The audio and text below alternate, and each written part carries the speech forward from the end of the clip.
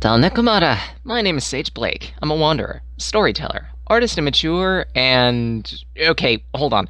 I have a legitimate question here. Who decided it was a good idea to make Magical Drop a fan game? In all seriousness, introducing Zups, a puzzle game created by Daniel Rotwind in his spare time. Essentially, he's been making this game updating it every so often, in order to prove, yes, you can have a job and have a life as well. The game is relatively simple in terms of the rules that it follows. You move your character on the bottom of the screen with the arrow keys, you take up an orb using down or the spacebar, nice try, and you launch it back up or using X. And I meant to say you use Z in order to pick up an orb, not space. Lovely! Way to go, me! My commentary is already faltering, jeez. But anyways, Zups is relatively simple in the rules that it follows. You line up orbs in rows or columns or diagonals of 3, as you're seeing here. You can then chain these combinations together in order to clear more and more orbs from the field. You could also forcibly advance the stage by spamming the spacebar, which in some cases might actually be beneficial just to help accelerate the stage, and in other cases will completely mess you up because, well, again, it's one line at a time you're advancing, and that can lead to you flooding the screen on some of the higher speeds. On screen, you're going to be seeing me do 2 different playthroughs of the first 5 levels. One playthrough will be on the normal mode, so this one right here, where the orbs move at a very slow speed. It's to help you get used to everything that the game offers. But the second playthrough will be on hard mode, and trust me when I say, having these things move faster changes a lot. It makes it so much harder to actually line up combos, think about how to make combos, and generally clear the stage.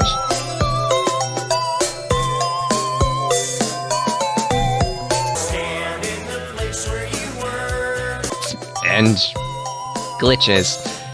Again, while this project is being done in Rotwind's spare time, there are occasional oddities.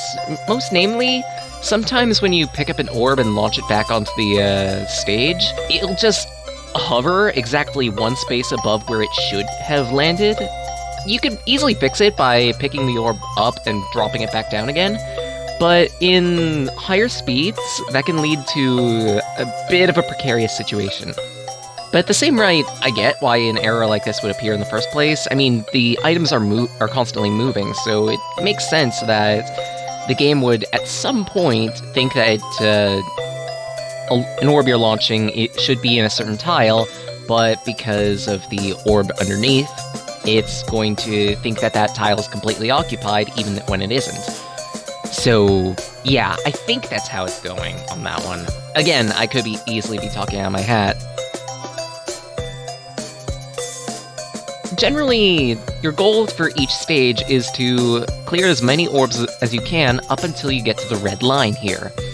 Once you've cleared every orb above the red line, then the stage ends, and that's completion. You could also derp it a little bit by, as you're seeing here, just clearing enough orbs and taking up the last orb instead of clearing it from the field, in order to force the clear condition. But in general, as I mentioned in the intro, this game plays a lot like Magical Drop. You're constantly picking up orbs, dropping them onto the field to create combos, to clear orbs, to essentially clear your board. But there are a few differences. One, in Magical Drop, you can carry as many orbs of the same color as there are in the column. In this game, you can only hold 1 orb at a time, which leads to some interesting situations and setup work that needs to be done in order to constantly clear more orbs. Second, the movement of the character on the bottom, and this is a minor critique on this, and it probably wouldn't be too terrible to fix. The movement's a bit stuttery. I'm sorry when I say, just, when it comes to a puzzle game like this, I kind of expect smoother movements. As in, like, I hold down the right arrow key, and I consistently move at the same speed to the right. In actuality, I have to rapidly tap the button in order to move, because you're constantly moving only one column at a time. I feel like this can lead to both moments of purposeful strategy, but also instances of being screwed over, specifically because you can't move fast enough to clear orbs. But honestly, we'll see what Rotwind has to say about that one. I could work with it either way, and I honestly have to say, I really enjoy this game. I went into this project I went to this particular game not expecting much in the slightest. I mean, I don't play puzzle games all that often, and when I do, gasp shock, it's probably going to be either online Tetris or maybe... Actually, there are a few different puzzle games, but regardless, I don't really play puzzle games all too often, and when I do, it's rare. Hell, my first puzzle game ever that I played was actually Columns, believe it or not, which brings me into another topic. According to Daniel Rotwind, this project was inspired by, well, as I mentioned in the intro, Magical Drop, as well as Columns and apparently Panel de Pon, or Puzzle League, or Pokemon Puzzle League, or Tetris Attack, those type of games. I can kind of see two of them, not so much the Tetris Attack, but maybe that one's just me, considering I don't really have much experience with it. Well, again, I don't really have experience with Magical Drop either. Maybe I've tried at some point. But regardless, I could definitely see the influence for Columns and Magical Drop, what with the whole diagonal matching thing and the obvious panel dropping. Well, or dropping, whatever. But the game can be simultaneously easy and difficult in that sometimes you can get pretty lucky thanks to all the different variations in matching that you get, but at the same rate, as I mentioned, you move a little slowly, and sometimes you may need to require quite a bit of setup just in order to have things line up correctly. I am aware, mind you, that I'm not exactly talking too much about the 5 levels that the game offers, but it's mostly because there's not terribly too much to talk about in the first place. I mean, for the most part, you're just going to be dealing with 7 rows of shapes to match through, and there are a few ways that the game decides to mix it up. In level 3, you get these clear orbs that need to be matched near in order to wipe them from the field, and I believe starting in the next level, we actually have to deal with an additional color as opposed to just the 3 that are on here. Actually, is it 3? 4, sorry. So 5 colors. It can make things very difficult, yeah, but at the same rate, if you're paying attention, if you've learned the main mechanics of the game, it's not that difficult. Hard mode, it gets somewhat more difficult. As I mentioned, the stage actually scrolls faster. Yep, as you can see here. 4 colors, there's more colors to deal with. And at that, we run into another little issue in that the purple and the blue are a little close to one another in terms of their colorations. I had a couple moments where I actually muddled those two together. I'm not colorblind or anything like that, just they're pretty similar hues, and it can make for some frustrating moments when you realize, oh wait, that's not purple, that's blue, or vice versa. It'd be nice if a lighter shade of purple were picked, or hell, make it pink even, just to make it a little less difficult to misconstrue or muddle. But yeah, past this point, I'm probably going to be lessening my commentary a little bit more, just so you could experience the full gameplay. It's mostly because this is a really good product, and I've pretty much talked about everything I wanted to talk about it. It's really good in terms of its premise, its setup, its gameplay. Actually, no wait, now that I'm mentioning this, apparently level 4 also expands the field to 9, as opposed to the field of 7. My apologies. I guess the one other item I could talk about is the music, in which case I'm kind of running into an issue with that's similar to Dunker, but I could excuse it in the same way in that, again, this is all one person's doing, and I don't know Rotwind's skill with music. I'm just going to be blunt on that. The music can be fairly repetitive. Mind you, I don't mind repetitive music. I listen to a lot of chiptune and bittune and whatnot. But at the same rate, this track in particular tends to be a bit ear-grating in places. Maybe it's just the theremin. I don't really have a scale of tolerance for theremin, mostly because I don't listen to enough of it used. But regardless, I feel like the music can be a bit pitchy in this case, and it's distracting, kind of, but at the same rate, I could move past it, considering the gameplay's so good. Kind of like how, with Dunker, the music was not the greatest, but it didn't really matter because the game was good. There are good tracks in this game. The main menu theme and the infinite puzzle theme are both really good. It's just this track that I have a problem with. Such 2 out of 3 ain't that bad, honestly. Credit where it's due. And again, this is all being composed by one person whose skill in this particular field is unknown. So I can't really judge him too badly or positively in any which direction. From here on out, though, I'm going to cut my commentary because, or at least up until we get to the infinite puzzle, because hard mode is pretty much exactly the same as normal mode, only the field moves faster, which means you need to move faster, which means pain comes faster. Look, you can even see it right here. So with that, enjoy the gameplay of me fumbling. And however I decide to edit that fumbling.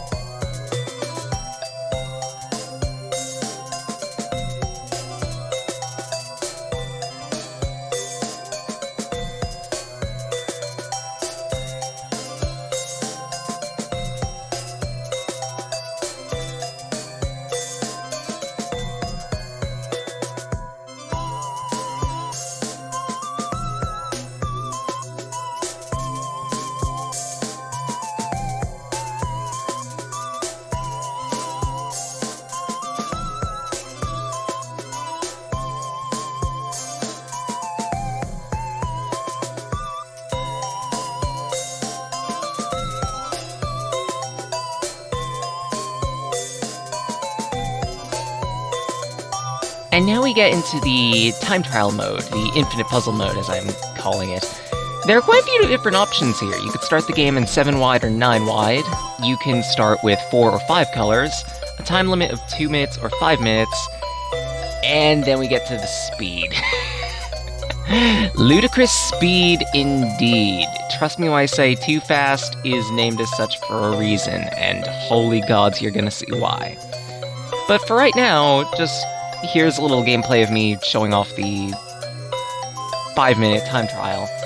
We get a little different sprite of the character at the bottom. I believe this is actually Rotwind's Abby that's walking around here.